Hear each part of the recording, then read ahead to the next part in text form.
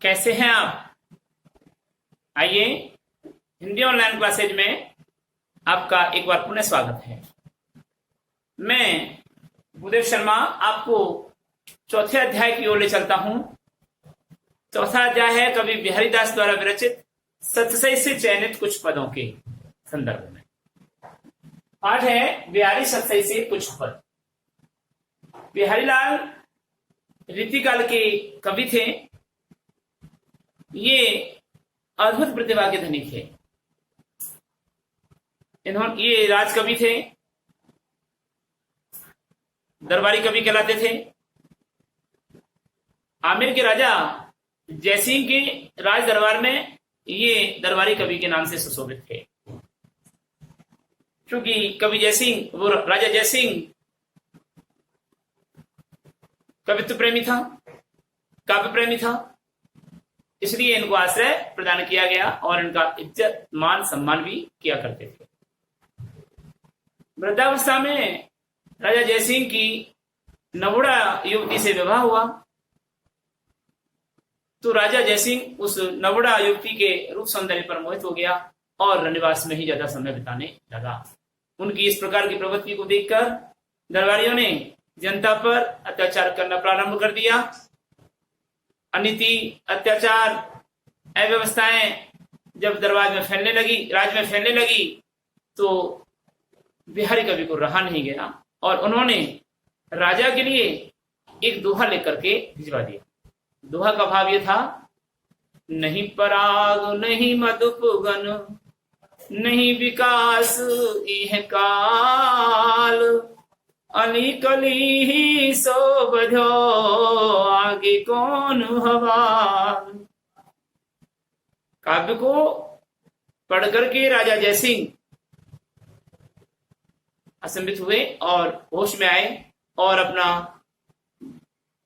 वेशभूषा दरबार की पहन करके और राज दरबार में उपस्थित होकर सबसे पहले बिहारी से माफी मांगी और राज व्यवस्थाओं को सुव्यवस्थित करने के लिए आतुर थे। इसका भाव यह था कि न तो अभी पुष्पकली में परागकण विकसित हुए हैं, नहीं पराग, नहीं मधुपगन और नहीं अभी इसके चारों तरफ भंवरे मंडराने लगे हैं। नहीं विकास यह काल, और यह काल यानी इस समय नहीं इस पुष्पकली का विकास हुआ है, अर्थात ये पूरी तरह से विकसित हुई है।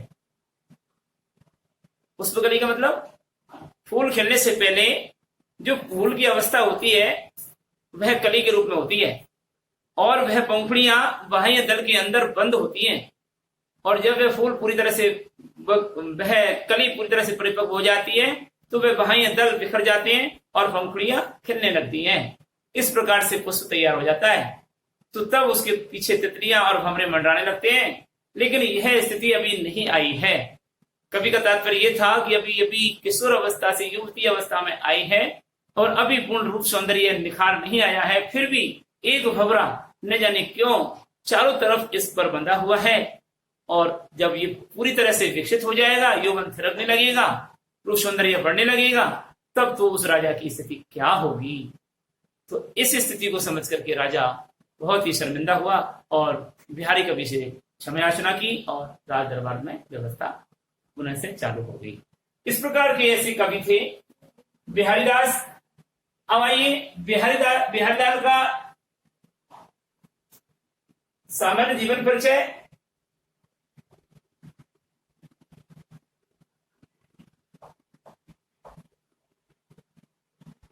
साहित्यिक जीवन परिचय आता है 12वीं क्लास में, साहित्यिक जीवन परिचय और शिल्प सौंदर्य, काव्य का शिल्प सौंदर्य। तो कवि का साहित्यिक जीवन परिचय देख लीजिए। पहले कवि बिहारी का जन्म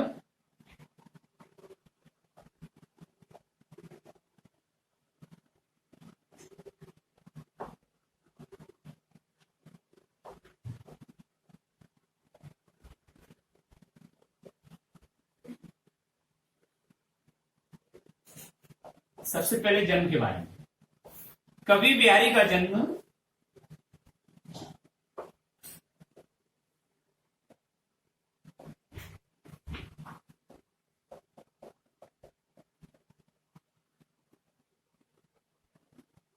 1595 ईस्वी में मध्य प्रदेश के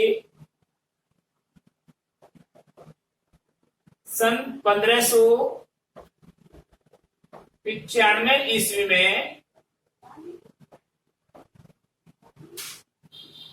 मध्य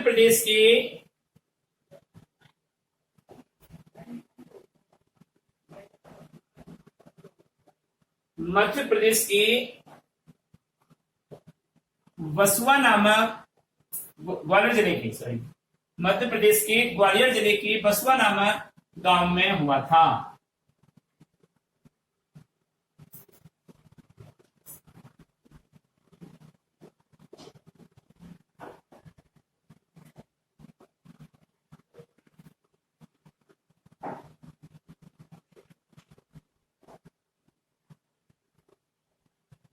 बसुआ नामक गांव में हुआ था।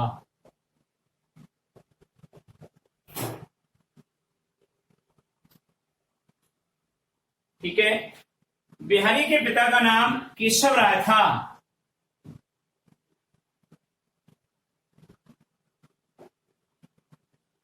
कवि बिहारी के पिता का नाम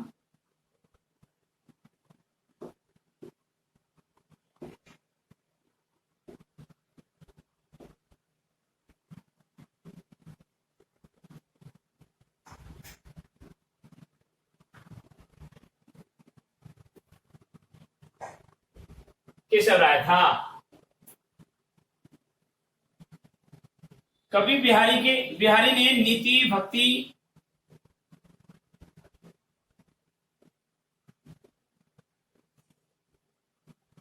कवि बिहारी ने नीति भक्ति श्रृंगार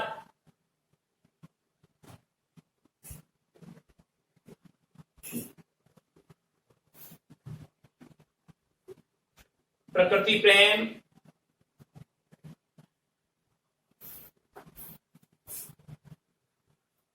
श्रृंगार प्रकृति प्रेम ज्योतिष एवं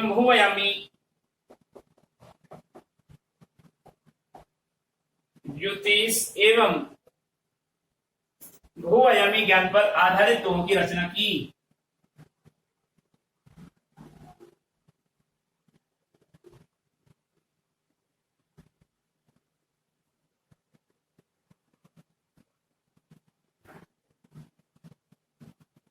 आधारित दोहों की रचना की।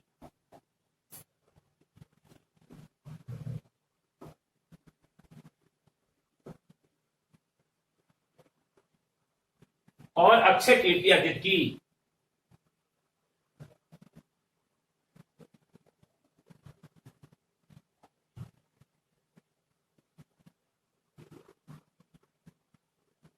अक्षय कीर्ति अर्जित की।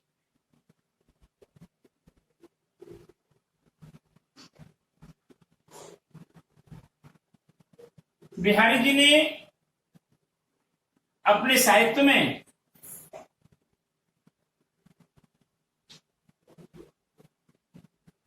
बिहारी जी ने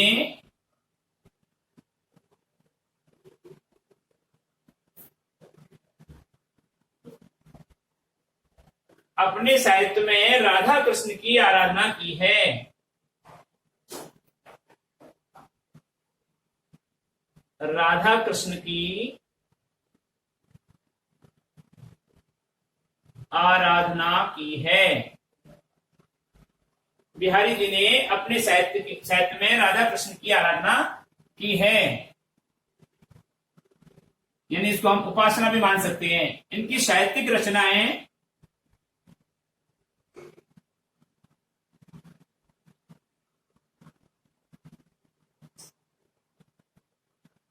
इनकी साहित्यिक रचनाओं में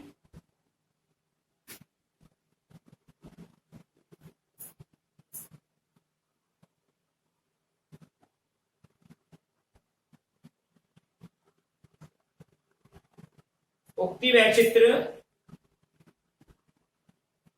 यानी किंवदंतियां कहावतों पर आधारित, अन्योक्ति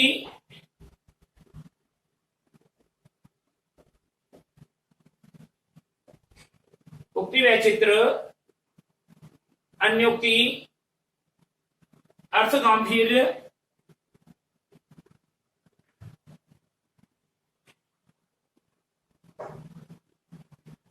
मतलब अर्थ की गंभीरता इनके काव्य में भरी पड़ी है।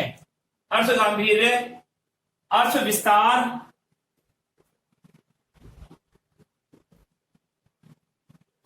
विस्तृत रूप से इनका अर्थ भी काव्य का उन्होंने अलंकारिता रूप में बताया है। और अलंकारिता एवं कल्पना की समाहार शक्ति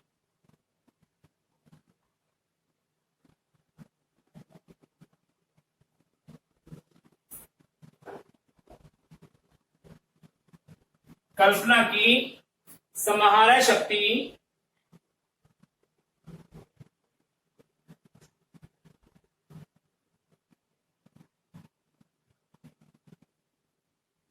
का विलक्षण प्रयोग किया है,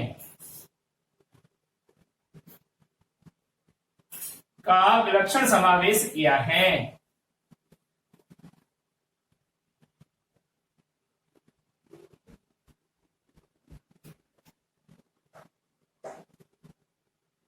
बिहारी की साहित्यिक विशेषताओं का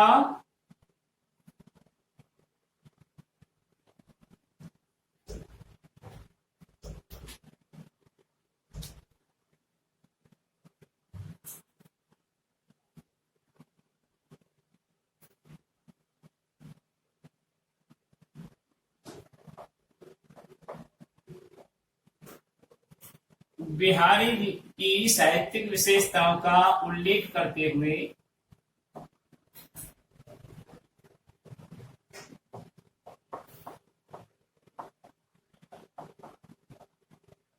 विशेषताओं का उल्लेख करते हुए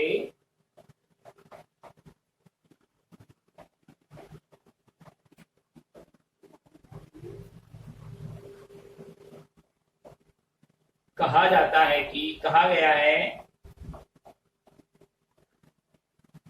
क्या कहा गया है कि सत सैया की दोहे जस नाविक की तीर, देखन में छोटे लगे घाव करे गंभीर।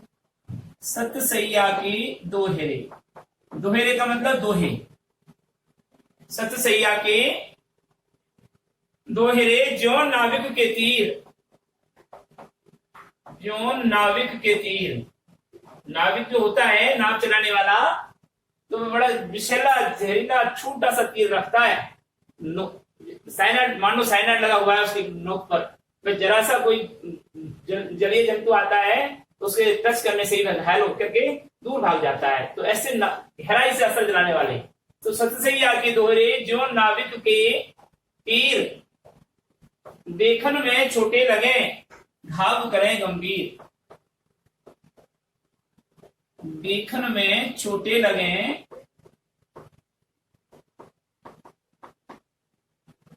घाव करें गंभीर।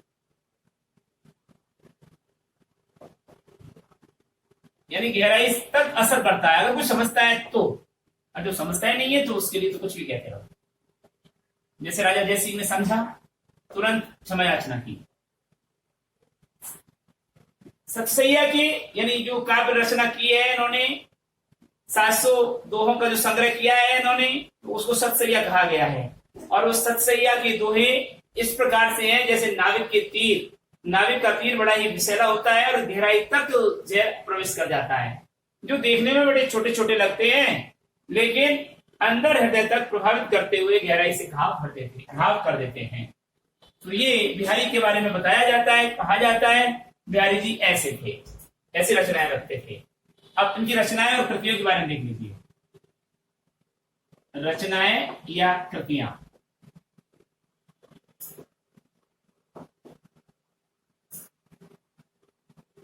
कवि बिहारी के काव्य को सतसैया नामक रचना में संकलित किया गया है। कवि बिहारी के काव्य को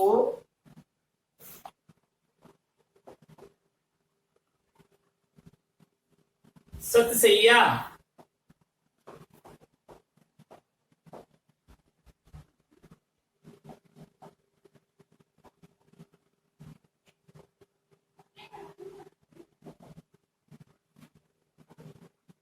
सतसैया या सतसैया नामक काव्य में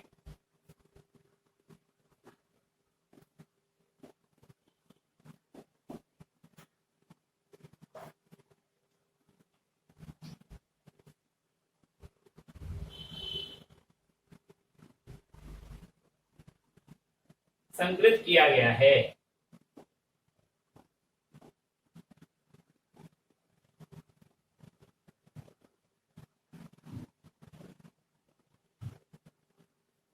इनकी मृत्यु देखिए, बिहारी जी की मृत्यु कब हो गई, या इसको देहांत भी कहते हैं, और अनेक नाम है, कुछ भी लिख सकते हो आप। स्वर्ग में निवास करने लगे हैं या नरक में निवास करने लगे हैं, कुछ भी लिख सकते हो। मृत्यु में बिहारी जी की मृत्यु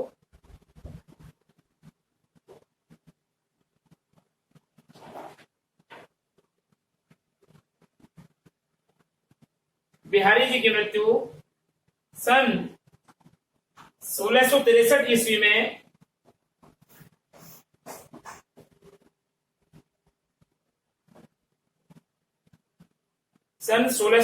ईस्वी में हुई थी।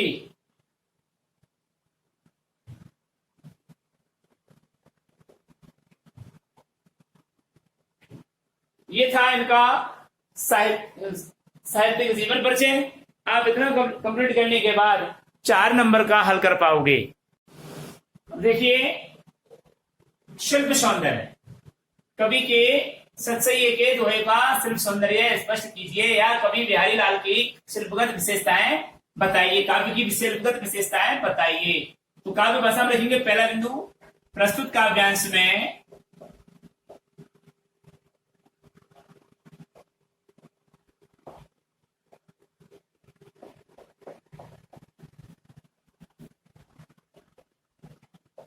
सरल,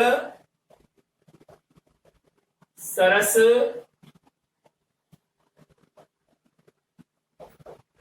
मधुर, तत्सम, तद्भव शब्दावली से युक्त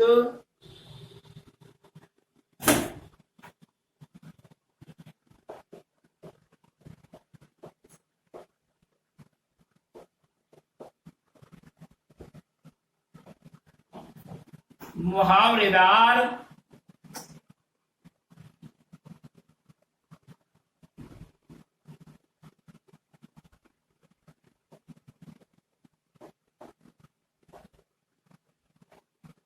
एवं सामासिक पदावली से संपन्न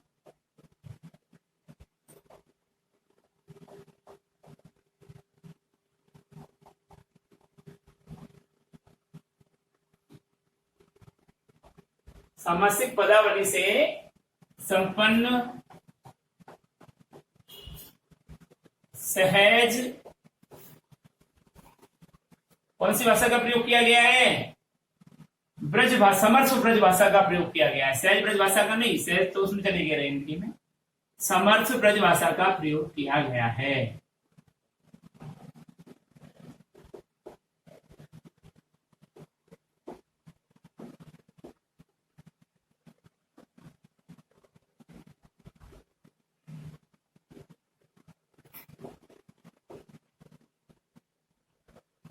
ठीक है। बिंदु नंबर 2, काव्य शैली।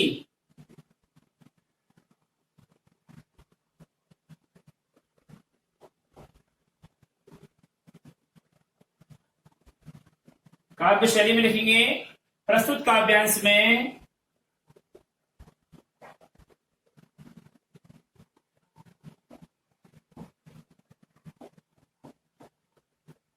लाक्षणिक, प्रतीकात्मक, उपदेशात्मक, लाक्षणिक, प्रतीकात्मक,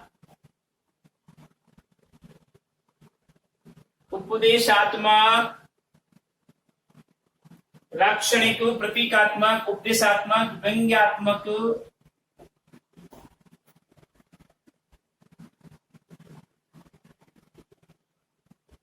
गीति काव्य शैली का गीति या गेय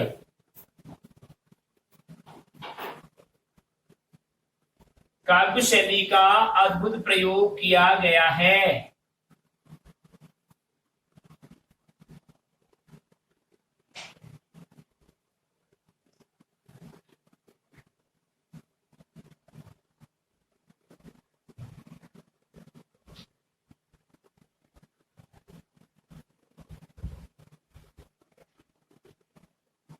पॉइंट नंबर 3, काल या युग। मैंने आपको पहले ही बताया था कि रीतिकाल के कवि थे। काल या युग, कवि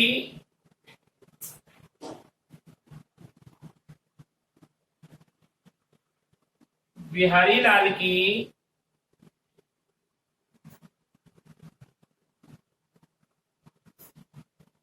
काव्य रचना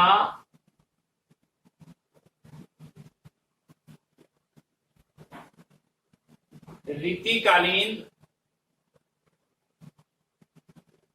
काव्य रचना है।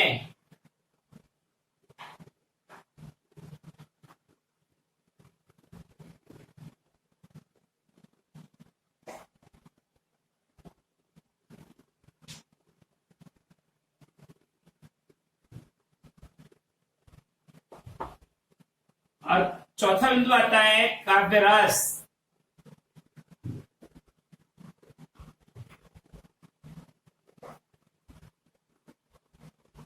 उपर्युक्त काव्यांश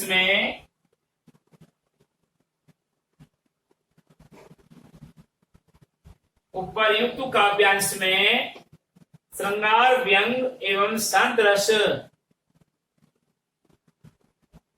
श्रृंगार रस एवं शांत रस, व्यंग रस नहीं होता, एवं शांत रस का अद्भुत प्रयोग समाहित है।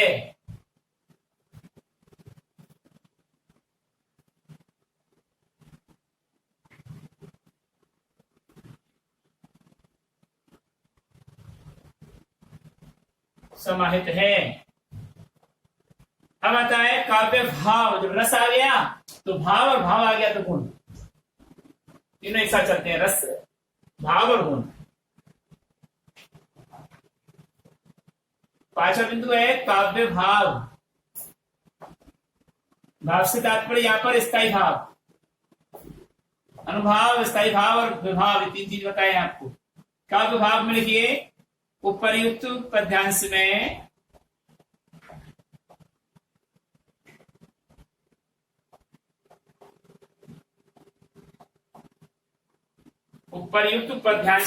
प्रेम, विरह, विनोद, प्रेम इसको रति कहते हैं, वियोग इसको विरह कहते हैं, प्रेम, विरह, विनोद, सम जिसको निर्वेद भी कहा जाता है, आदि स्थायी भावों का प्रयोग समाहित है।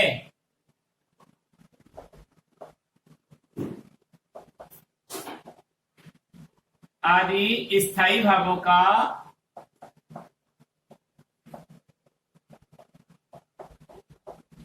प्रयोग समाहित है।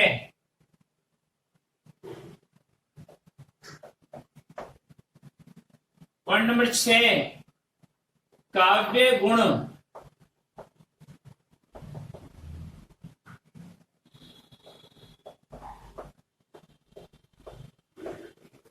उपर्युक्त पद्य में माधुर्य एवं प्रसाद काव्य गुण का, माधुर्य एवं प्रसाद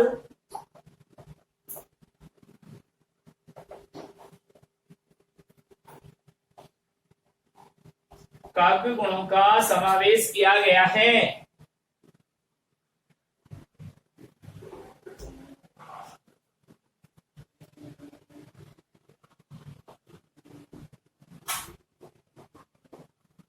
समावेश किया गया है। पॉइंट नंबर 7, काव्य छंद। काव्य छंद में देखिए,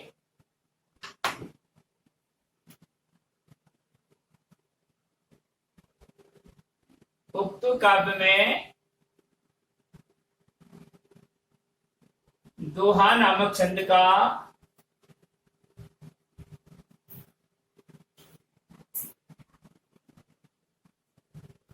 सौष्ठव प्रयोग समाहित है।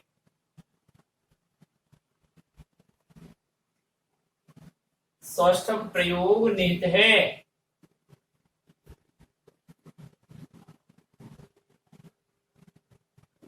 और पॉइंट नंबर 8 में देखिए,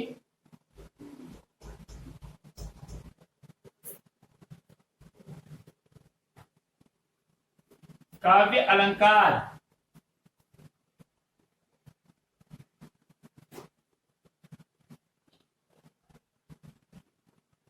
उपर्युक्त दो, देखिए आज का अध्याय कार्य देखिए, सत्य से के काव्य का शिल्प सौंदर्य लिखिए। क्वेश्चन नंबर 2, बिहारी कवि का साहित्यिक जीवन परिचय दीजिए। आज का इतना ही काफी है। अगले वीडियो में फिर आपसे मुलाकात होगी, तब तक के लिए हम इजाजत देते हैं। नमस्कार।